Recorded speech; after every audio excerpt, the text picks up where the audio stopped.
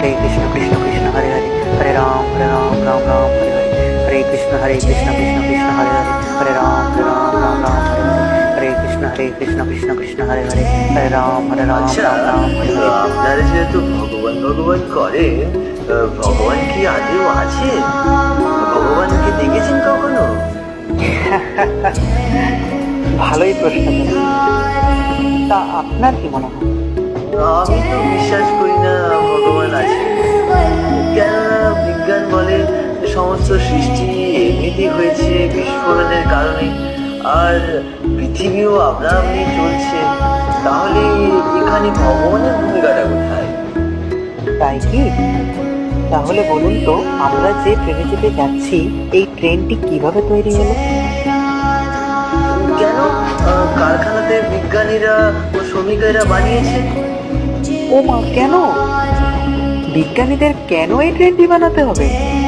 সবকিছু তো আপনা আপনি তৈরি হয়েছে, তাই না? এই ট্রেনটিও আপনা আপনি তৈরি হয়েছে, কেউ তো বানায়নি।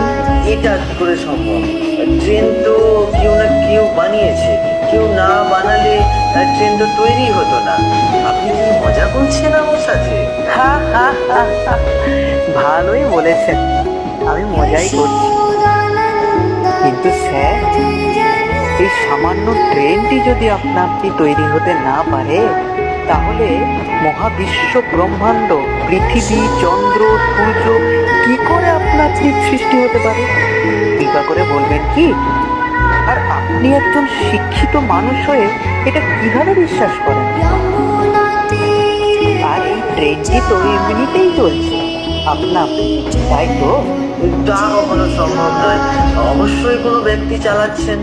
ড্রাইভার ছাড়া ট্রেন কখনোই চলতে পারে না। আচ্ছা, এই সামান্য ট্রেনটি যদি আপনা আপনি চলতে না পারে, তাহলে এই বিশাল বিশ্ব ব্রহ্মাণ্ড কিভাবে চালকবিহীন আপনা আপনি চলতে পারে বলুন তো? আচ্ছা, আপনি বললেন ড্রাইভার ট্রেনটি চালাচ্ছেন, কিন্তু কই?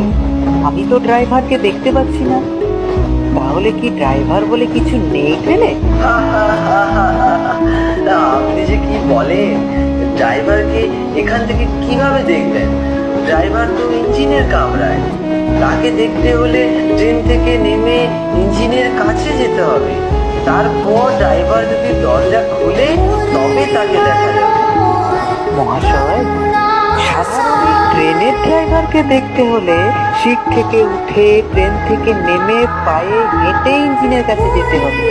তাহলে যিনি সমস্ত সৃষ্টির মালিক, সমস্ত সৃষ্টি ও মহাবিশ্ব ব্রহ্মাণ্ডের চালক, তাকে কি কোনো কিছু ছাড়াই পরিশ্রম না করে দেখা যাবে?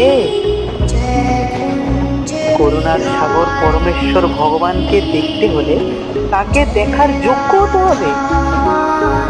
আর সেই যোগ্যতা অর্জন করতে হলে তার অপ্রাকৃত নামের গুণগান করতে হবে, ভজন কীর্তন করতে হবে, হরে কৃষ্ণ মহামন্ত্রের জপ করতে হবে। তাহলে দেখবেন, আমরাও একদিন তাকে দর্শন করার যোগ্য হবে এবং তাকে দর্শনও করতে পারবো। আমি তো এইভাবে কখনো ভেবে দেখিনি। সত্যি খুব ভাবার বিষয়।